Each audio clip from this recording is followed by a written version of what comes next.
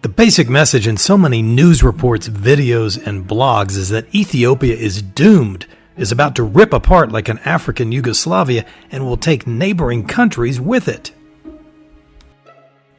The situation in Ethiopia is worsening as rebel forces advance toward the country's capital, threatening to topple the government. It's probably time to look for another rising star in Africa, right? This country sounds like a failing state. No. That's not going to happen. Based on all the warnings and travel bans, I expected Addis Ababa International Airport to be sleepy quiet. Not so, I found. I'm here in Addis Ababa between the Ethiopian Orthodox Christmas known as Gema and Timket, which is a wonderful celebration in Ethiopia that takes place a little later in January to mark the baptism of Jesus in the River Jordan. If you're ever in Ethiopia in January, it is a spectacular, truly moving celebration. Alas, I'm not able to go into the city today because I'm on my way to another destination in Africa.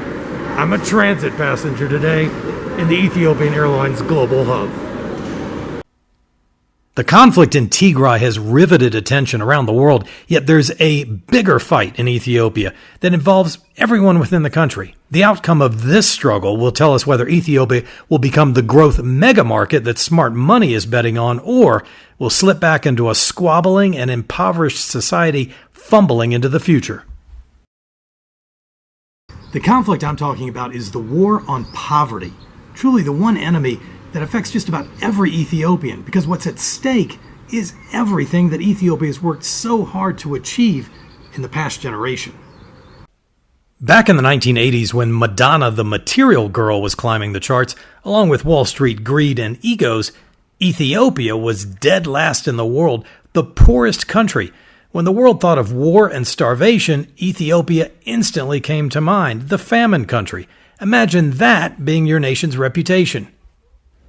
In past years, I traveled all across Ethiopia as a development strategist for the United States, which has invested billions of dollars in this war on poverty. That's billions with a B of American taxpayer dollars. And from really remote areas in Tigray, in the extreme highlands of Amhara state, down to the flatlands in Gambela state out in the southwest, the Omo Valley, and down into the vast pastoral drylands along the Kenya border, and that huge area where Ethiopia lives. I saw the profound impact that access to health care, to water, to more schools, certainly to even community involvement in governance, that all of that investment, the profound impact that it was having on the lives of Ethiopians. While Ethiopia's population has doubled since the famine, farm output has soared too, yet droughts mean Ethiopia often falls short of the food it needs. And although Ethiopia has made stunning progress in reducing extreme poverty, 1 in every 4 Ethiopians remain poor, more than 25 million people. And the big question in my mind is, can Ethiopians on both sides of this horrible conflict in Tigray seize the moment? Can they seize the moment and restore the peace and get the country refocused on this big war that counts for everyone? There are promising signs like the recent call between Joe Biden and Prime Minister Abiy Ahmed. Now, an American president doesn't make that call unless there's a good chance of progress, and just days before, Abiy had freed a major rival, Jawar Mohammed, who was jailed in 2020 during protest. The message from Joe, let's get to a ceasefire and allow food and medicine into northern Ethiopia. The World Food Program says its operation is ground to a halt. There's moral pressure on Abiy, too, from the Nobel Committee that gave him that Peace Prize back in 2019. They issued a statement, really a rare rebuke of a winner, saying it's unacceptable that humanitarian aid is not getting through to northern Ethiopia. Of course, that area has hundreds of thousands of people, at least, maybe over 1 million, who really are desperately in need of food, medicine, and other humanitarian supplies. While fighting those rebels in Tigray, Ethiopia has focused on another top priority. Abiy has been working to open up the internet economy, the so-called digital economy in Ethiopia, which has immense promise for the country. It means things like apps for finance, mobile money, data-driven businesses of all kinds, e-commerce. And it's symbolized most dramatically by the entry of Kenya's Safaricom, the biggest mobile phone operator in East Africa, into Ethiopia, what's going to be a multi-billion-dollar investment.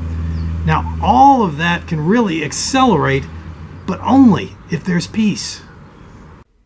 Ethiopia can rebound. It's masterful at building a global brand. Many Ethiopians living abroad came home during those religious celebrations in January and showed support for Abiy. Now, to learn more about Ethiopia's global brand, check out my video at the end. Abiy and his government has a lot of work to do to rebuild relations with America, with Europe, and with the United Nations. These are the partners Ethiopia is going to need for that bigger fight, the fight against poverty, which stands in the way of Ethiopia's bright future.